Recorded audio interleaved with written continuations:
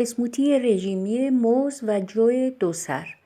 این اسموتی غیر از اینی که خیلی خوشمزه است، برای کسایی که میخوان لاغر بشن یک میان وعده خیلی خوب و عالی به حساب میاد. برای تهیه این اسموتی از جو 2 سر استفاده میکنیم که پرک شده هستش. 1 لیوان جو 2 سر پرک شده،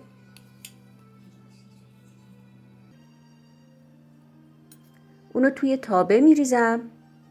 در ضمن بگم که این جو 2 سر کاملا تمیز شده است.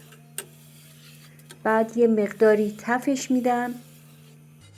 اگر از جو 2 سر آماده استفاده میکنین نیازی به تف دادن نداره. بعد اونو توی یه ظرفی میریزم. بعد از اینکه تف دادم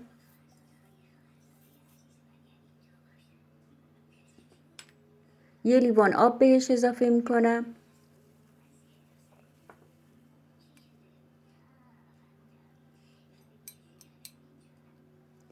برای اینکه خوب خیس بخوره یه لیوان دیگه هم آب بهش اضافه میکنم و اونو کنار میذارم.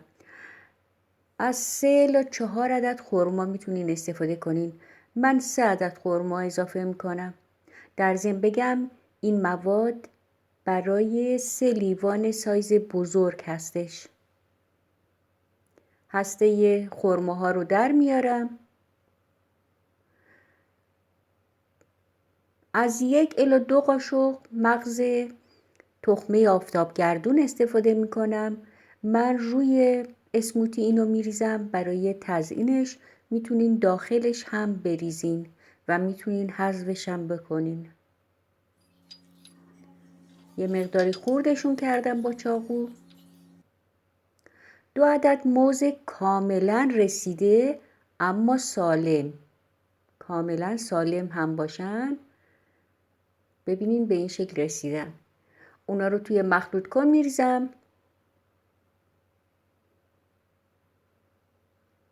موزها تقریبا بزرگ هستن.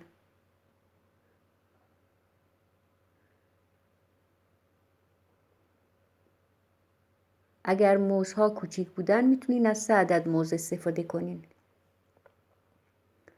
خرماها رو توی مخلوط کن میریزم.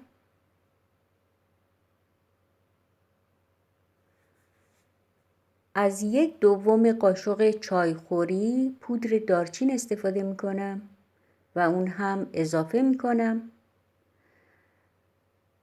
یادتون میاد این کره بادوم زمینی رو درست کردیم با هم.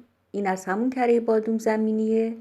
2 قاشق کره بادوم زمینی، 2 قاشق مرباخوری. جو 2 سر خیس شده رو هم اضافه میکنم.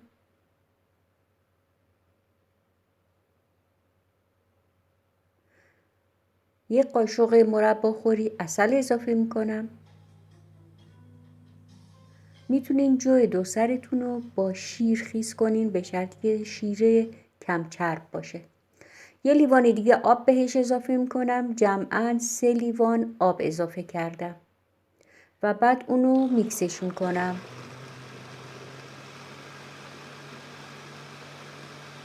کاملا به صورت پوره در بیاد.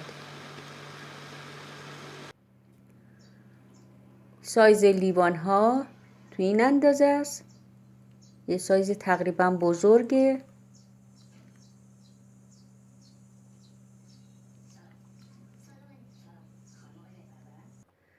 بعد تخمه آفتابگردون خورد شده رو روی اون میریزم.